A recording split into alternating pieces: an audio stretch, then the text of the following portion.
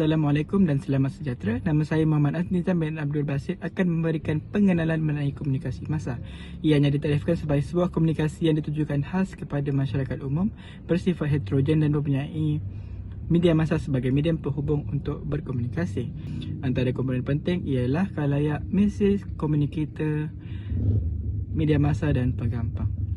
Antara ciri pentingnya ialah menggunakan perantara untuk menyampaikan sumber kepada penerima.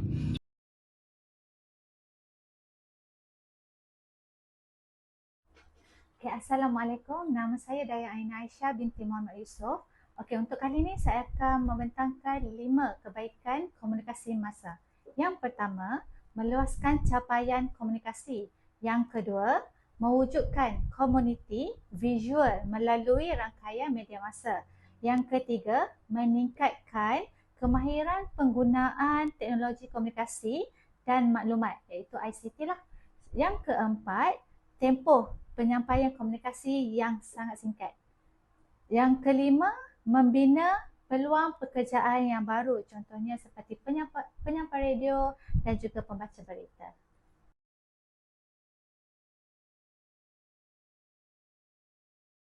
Assalamualaikum warahmatullahi wabarakatuh. Nama saya Muhammad Syafiq bin Ramli. Saya akan menerangkan 5 keburukan ICT terhadap komunikasi massa.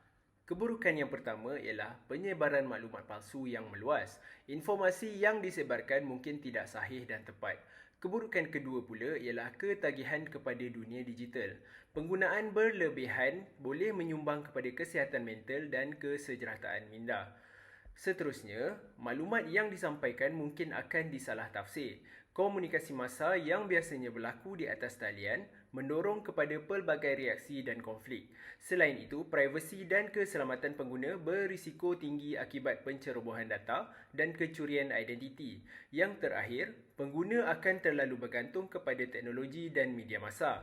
Ini mengakibatkan pengguna menjadi malas untuk membaca bahan bacaan tradisional kerana semua capaian mudah diakses melalui platform digital.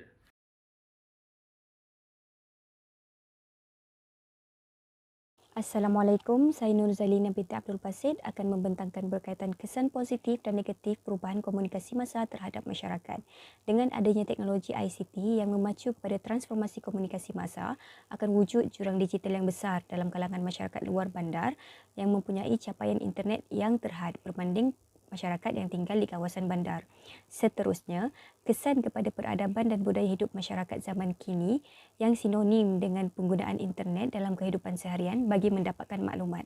Bukan itu sahaja, ia juga memberi kesan kepada sistem pendidikan dan ilmu. Sebagai contoh, selepas endemik COVID-19 pada tahun 2020, terdapat peningkatan kepada kelas atas talian.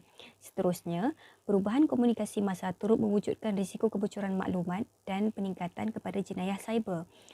Walau bagaimanapun, di sisi yang lain, ia juga memberi kesan yang positif di mana ia membuka peluang pekerjaan yang baru kepada masyarakat.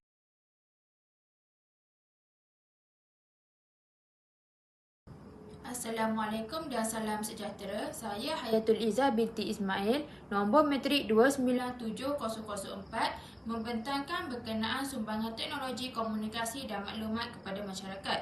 Antara sumbangannya ialah penggunaan teknologi internet dan media digital membolehkan masyarakat mengakses berita dan maklumat dengan lebih cepat dan mudah. Selain itu, sumbangan melalui interaksi dan keterlibatan yang lebih aktif. Masyarakat boleh berinteraksi dengan media melalui komentar, sukar dan berkongsi konten di media sosial. Di samping itu, memberikan sumbangan dan peluang dalam ekonomi dan membuat peluang pekerjaan baru kepada masyarakat. Akhirnya, sumbangan yang diberikan dalam penglibatan politik dan sosial.